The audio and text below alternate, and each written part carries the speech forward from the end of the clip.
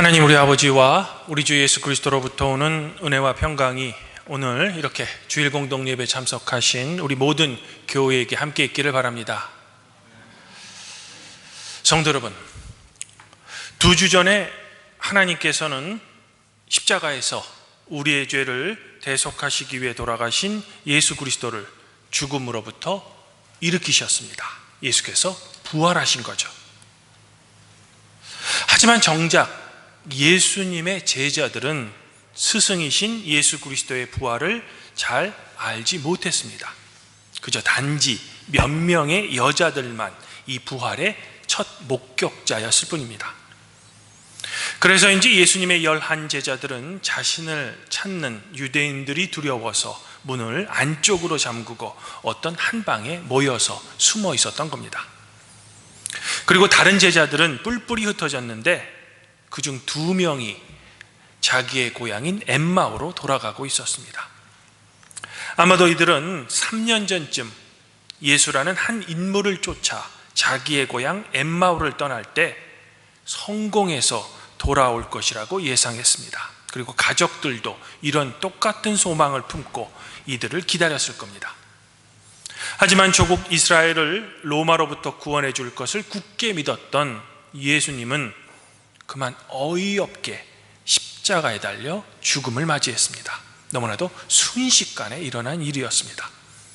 해서 이들은 너무나도 실망하고 또한 두려워서 고향 엠마오로 돌아가면서 자신들의 성공을 학수고대하고 있을 가족들에게 도대체 뭐라 변명해야 할지 막막한 심정이었을 겁니다. 이때 어떤 낯선 한 사람이 이들에게 다가와 말을 건네는 겁니다. 그리고 어찌된 일인지 이 낯선 사람이 성경에 기록된 그리스도에 관한 이야기를 할 때 이들의 마음이 뜨거워집니다. 그러던 중 여행의 종착지인 엠마오에 거의 도착했습니다. 하지만 이들은 왠지 이 낯선 사람을 그냥 보내기가 아쉬웠습니다. 해서 그를 강권하여 집으로 초청한 후 같이 식사를 합니다. 그런데 이 낯선 사람이 전해주는 떡을 받을 때 비로소 이들의 눈이 밝아져 이 낯선 사람이 자기들이 무려 3년 동안 따라다녔던 바로 스승이신 예수 그리스도였음을 알아보는 거죠. 이들 역시 부활의 목격자가 되는 겁니다. 이에 2 사람은 가만히 있을 수 없었습니다. 예수의 부활을 2 눈으로 목격했으며 마음이 매우 뜨거워졌기 때문입니다. 해서 이들은 곧장 예루살렘으로 돌아갑니다. 그리고 방에 숨어있던 11 제자 및 이들과 함께한 사람들에게 자기들이 본 예수의 부활에 대해 증거하죠. 그런데 바로 이때 부활하신 예수님께서 이 현장에 나타나십니다. 그리고 이들 가운데 서서 너희에게 평강이 있을지어다 라는 위로의 말씀을 하시죠. 이에 제자들은 갑자기 나타난 이 예수님이 영, 즉 귀신인 줄 알고 매우 두려워합니다. 해서 예수님께서는 두려워 떠는 제자들을 안심시키고자 십자가에 못 박힌 예수님의 손과 발을 제자들에게 보여줍니다. 하지만 정작 너무 놀란 제자들은 예수님의 못 박힌 손과 발을 보았음에도 아직도 실감이 나질 않는 겁니다. 이 예수님께서는 구운 생선 한 토막을 제자들 앞에서 일부러 드십니다. 즉 부활하신 예수님은 유령이 아니라 음식을 먹을 수 있는 몸을 가지고 있음을 이들에게 일부러 보여주시는 거죠. 이들을 안심시키고자 하시는 겁니다. 그러시면서 예수님께서는 당신의 공생애 동안 제자들에게 무수하게 가르치신 말씀을 다시 기억나게 합니다. 내가 너희와 함께 있을 때에 너희에게 말한 바 곧 모세의 율법과 선지자의 글과 시편에 나를 가리켜 기록된 모든 것이 이루어져야 하리라 한 말이 바로 이것입니다 라고 말입니다. 이제야 제자들의 마음이 열려 하나님의 말씀인 성경의 뜻을 비로소 깨닫습니다. 그리고 예수님께서는 제자들을 향해 이 모든 일의 증인으로서 복음을 세상에 전파해야 할 선교의 사명을 비로소 주시는 겁니다. 지금까지 제가 말씀드린 내용이 오늘 누가가 기록한 말씀의 핵심 줄거리입니다. 그런데 부활하신 예수님께서 제자들에게 나타나신 이 내용은 누가복음뿐만 아니라 마태, 마가, 요한복음 외에도 사도행전에도 기록되어 있습니다. 그만큼 부활의 증거 말씀은 우리 그리스도교 신앙에서 매우 중요한 말씀이기 때문이죠. 그런데 우리가 누가복음을 가만히 읽다 보면 예수님께서 제자들에게 나타나신 이 부활의 증거 사건 중에 누가복음에만 특별히 기록된 그런 부분이 있습니다. 그것은 바로 예수님께서 자신의 부활에 대해 제자들에게 설명하실 때 하나님의 말씀인 성경을 인용하셨으며 그 성경 말씀을 예수님으로부터 전해 들을 때 엠마오로 가던 제자들이나 방에 숨어 있던 제자들이나 마음이 열려서 뜨거워졌다는 겁니다. 그러면 자연스럽게 우리에게 이런 질문이 생길 수 있습니다. 누가는 왜 굳이 다른 복음서와는 달리 부활하신 예수님께서 하나님의 말씀인 성경에 대해 깨닫게 하신 이 일을 자세하게 기록하고 있는 걸까? 사랑하는 성도 여러분, 우리 인간은 망각의 존재입니다. 자기의 두 눈으로 직접 본 사실도 이내 곧 잃어버리는 존재가 바로 우리 인간입니다. 하긴 제자들은 오병이어의 기적 사건 외에도 예수님께서 일으키신 수많은 이적 사건들을 두 눈으로 목격했습니다. 그러나 곧 잊어버렸습니다. 즉 당장 지금에야 부활하신 예수님을 보고 제자들은 매우 기뻐했지만 늘 하던 대로 제자들은 이 부활 사건도 이내 잊어버릴 것입니다. 더욱이 예수님께서는 제자들과 함께 계시는 것이 아니라 이제 곧 하늘로 승천하셔야 했습니다. 이런 이유로 예수님께서는 이미 당신의 부활을 제자들에게 확실하게 보여주었음에도 불구하고 이 부활의 감격을 이내 곧 잃어버릴 제자들을 위해 그리고 우리를 위해 시간과 공간을 뛰어넘는 두 가지 선물을 제자들과 우리에게 선물로 주신 겁니다. 그러면 그 선물은 과연 무엇일까? 그것은 바로 하나님의 말씀인 성경과 그 말씀을 올바르게 깨닫게 해주는 성령입니다. 이를 보다 구체적으로 설명하면 구약 성경에 기록된 핵심 내용, 그리고 이것을 우리가 제대로 이해하고 우리의 삶에 실천할 수 있게 하는 원동력인 성령을 제자들과 여러분에게 선물로 주셨다는 겁니다. 그러면 이제 예수님의 첫 번째 선물인 구약 성경의 핵심 내용이라는 것은 과연 무엇일까? 그것은 모세의 율법과 선지자의 글과 시편에 예언된 종말의 구원자인 그리스도는 첫째, 고난을 받아야 한다. 그리고 3일 만에 부활할 것이다. 그리고 그의 이름으로 죄 사함을 받는 회개가 예루살렘으로부터 시작되어 모든 족속에 전파될 것이라는 겁니다. 제자들은 부활하신 주님께서 깨닫게 해주신 이 성경을 통한 믿음으로 말미암아 이제는 완전히 변화되어 과거와는 달리 새로운 제자 공동체가 되어 주님께서 명령하신 사명을 이제는 죽음을 두려워하지 않고 끝까지 사명을 지킨 겁니다. 그러면 그리스도는 고난을 받아야 하며 제3일에 부활할 것, 그리고 그의 이름으로 죄사함을 받게 하는 회개가 모든 족속에게 전파될 것이라는 이 구약 성경의 복음의 핵심 내용이 어떻게 제자들로 하여금 사도로 변하게 한달까? 그중 첫 번째 이유는 우리의 종말의 구원자이신 그리스도조차도 이 세상에서는 고난을 받았다는 점입니다. 이러한 점은 제자들이 세상 속에 복음을 전파하다가 고난을 받았을 때 그들에게 좌절과 낙심보다는 오히려 기쁨을 주는 동기가 되죠. 왜냐하면 복음을 전파하는 과정에서 고난을 받는다면 그것은 바로 주님의 길을 올바르게 따르고 있다는 증거가 되기 때문입니다. 이러한 점은 제자들로 하여금 고난을 통해 인내와 연단을 낳게 합니다. 이러하게 종교개혁자 마틴 루터도 그가 받았던 생명의 위험에도 불구하고 결코 두려워하지 않고 좌절하지 않고 자신의 믿음을 끝까지 굳게 지켰던 겁니다. 더불어 이러한 복음의 핵심은 제자들뿐만 아니라 현대를 사는 우리에게도 똑같은 기쁨을 줍니다. 왜냐하면 성도 여러분들이 이 세상을 살아갈 때 그리스도인이기 때문에 고난을 겪으신다면 여러분 또한 예수 그리스도의 길을 올바르게 걷고 있음을 증거하는 징표가 되기 때문입니다.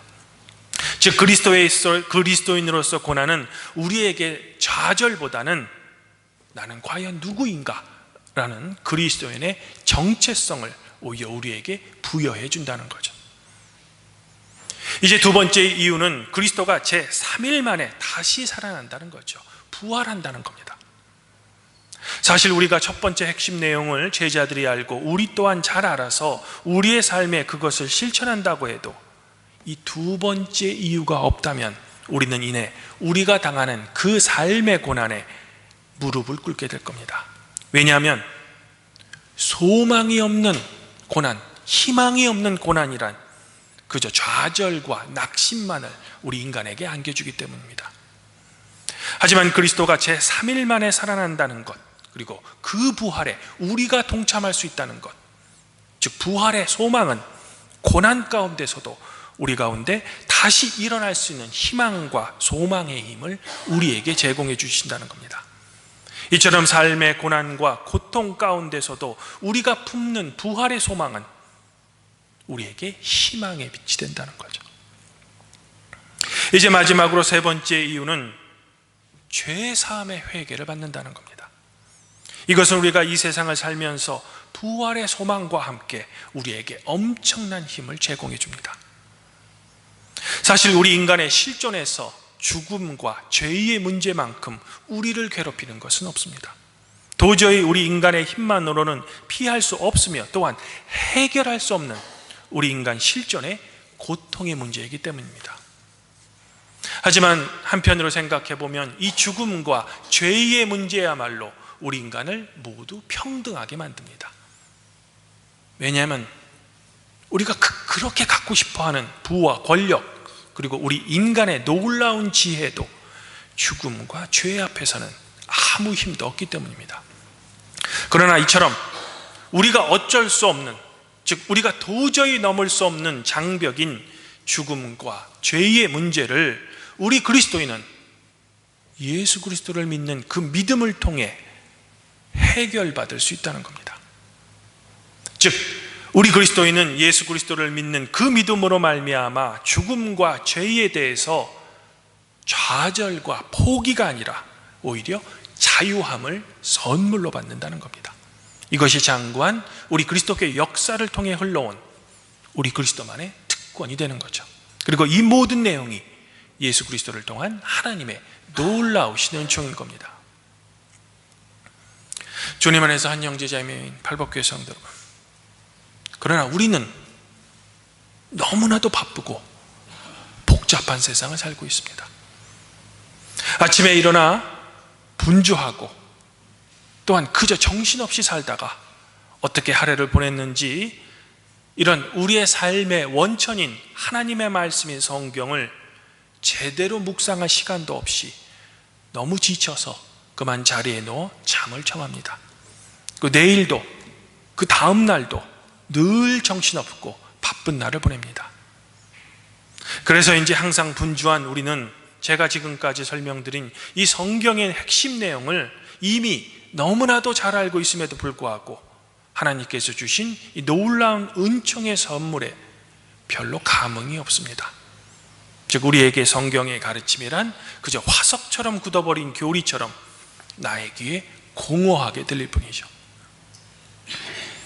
그래서 이제 이처럼 빠르게 변화하는 이 거대한 현대 문명으로 인해 삶의 분주함과 번잡함에 그만 우리의 마음이 사로잡힌 우리에게 오늘 시편 기자는 이런 지혜의 목소리를 전해줍니다.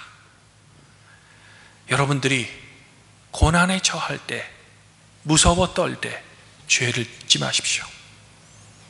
가만히 자리에 누워 당신의 마음을 헤아리고 침묵을 유지하며 고요히 묵상해 보십시오. 시편 기자는 번잡한 일상 속에 우리에게 잠시 시간을 내어 정적과 고요함 속에서 하나님의 말씀인 성경이 성도 여러분들에게 주는 진정한 삶의 의미를 가만히 묵상해 보라는 지혜의 말을 여러분의 귀에 나지막히 속삭이고 있는 겁니다. 즉 하나님의 말씀인 성경을 우리의 눈과 머리가 아닌 성령에 힘입어 여러분의 가슴으로 읽으라는 겁니다. 왜냐하면 성경은 고요함이 주는 하나님의 최고의 선물이기 때문입니다.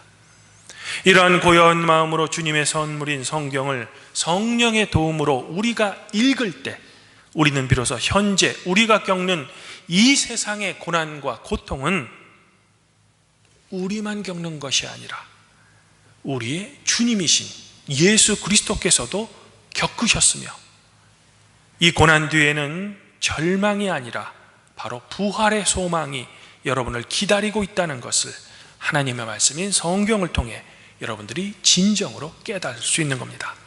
마치 오늘 말씀 속에 부활하신 주님께서 제자들의 마음을 열어 성경을 깨닫게 하신 것처럼 말입니다. 더불어 모든 인간을 평등하게 만드는 죽음과 죄의 문제로부터 우리 그리스도인은 우리의 믿음으로 말미암아 오히려 자유함을 얻는다는 것을 깨닫고 결국에는 이러한 깨달음이 예수님의 제자들 그리고 현대를 사는 우리에게 주신 주님의 최고의 선물이며 하나님의 놀라우신 은총이라는 겁니다. 이러하게 우리 그리스도인은 너무나도 바쁜 이 삶의 분주함 속에서도 고요한 시간을 따로 떼어내어 주님의 최고의 선물인 하나님의 말씀인 성경을 성령의 조명하에 여러분의 마음의 눈으로 묵상하셔야만 하는 겁니다. 그럴 때 하나님의 말씀인 성경은 여러분들이 겪는 그 크나큰 고통의 멍에를 여러분의 어깨로부터 벗겨낼 것이며 오히려 자유와 기쁨을 여러분에게 선물로 주실 겁니다. 더불어 십자가의 은혜로 말미암아 여러분의 삶은 더욱더 충만해질 겁니다. 그러므로 아무쪼록 주님께서 제자들뿐만 아니라 여러분에게도 주신 선물인 이 성경을 또 다른 선물인 성령의 힘으로 올바르게 깨달으셔서 여러분의 삶의 고난 속에서도 인내하시고 이 인내 속에서 부활의 소망을 꿈꾸시어 영원한 죽음과 죄로부터의 자유함을 얻는 우리 발복교회 성도 여러분들이 되시기를 저는 지금 간절히 소망해 보고 싶은 겁니다.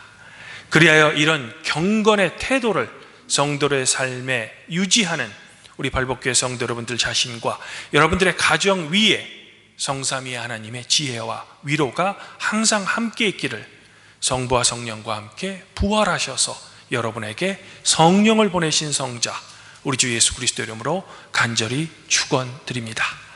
그리하면 모든 지각에 뛰어나신 하나님의 평강이 그리스도 예수 안에서 성도 여러분들의 마음과 생각을 지켜주실 것입니다.